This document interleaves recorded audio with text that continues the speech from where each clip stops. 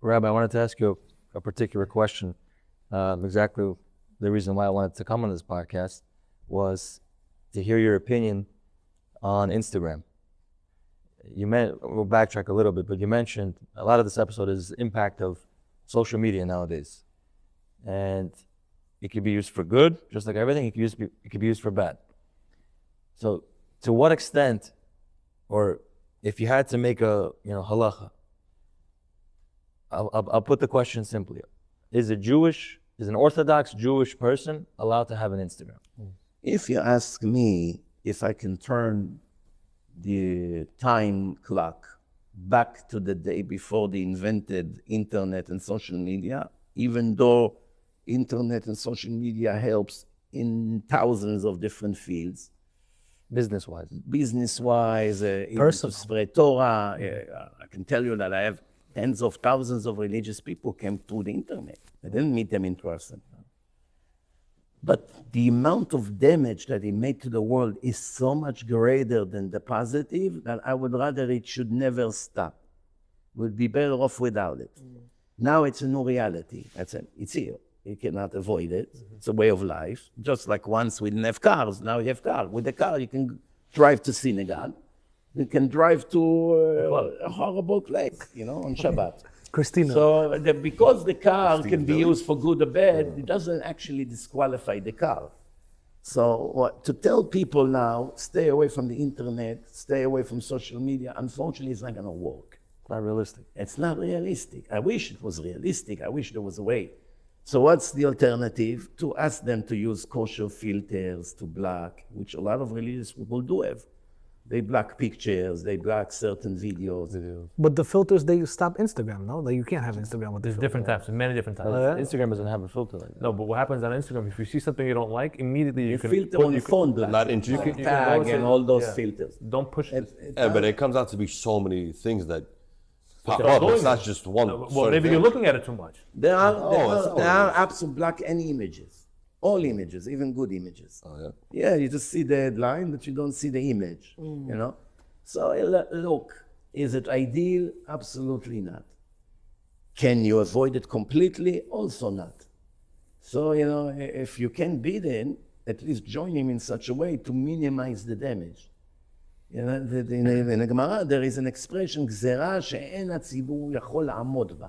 In the time of Ezra, he made a takana, he made a decree that every person that was with his wife intimate has to go to the mikveh. Why? Because to get rid of the impurity of the seed, right?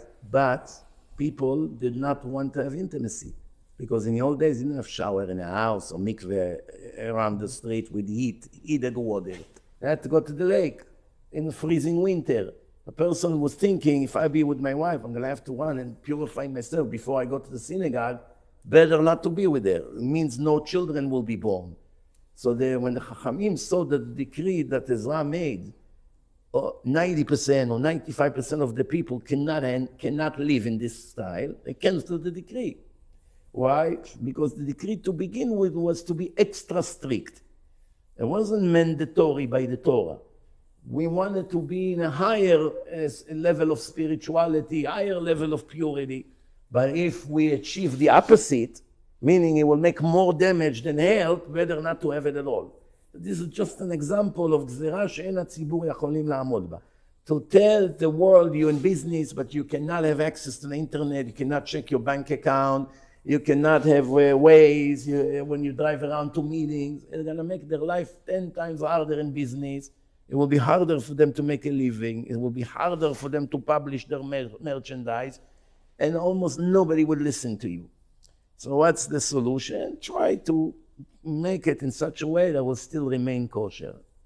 Again, if it was up to me, if there was a way to cancel it completely, I would rather cancel it.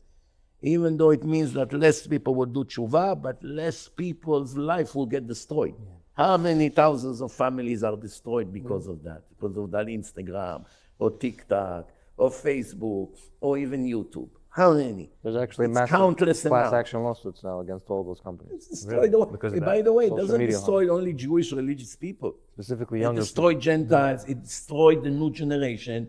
It destroyed all the teenagers today. They cannot focus. Yeah. They cannot understand anything. They become dumber every week than before. All kids, Jewish kids, Gentiles, they all become dumb. These social media take away their entire attention. They're not interested in the regular studies in school. They're not interested in the Gemara. They're not interested in math. They're not interested in anything. They're interested in making a TikTok. They want to make They a just TikTok. want to have and fun, regular meet jobs people, also. do all kinds of things, and therefore there's the new generation has a lot to worry about. The judges of 30 years ago in a secular court compared to the judges that you will have in 20 years from now, it will be completely different level. And as you can see it already, liberalism, all this weird ideas, millions of people change their identity and their sex. Without social media, do you think you would have such a pandemic? No. It destroys the world, unfortunately.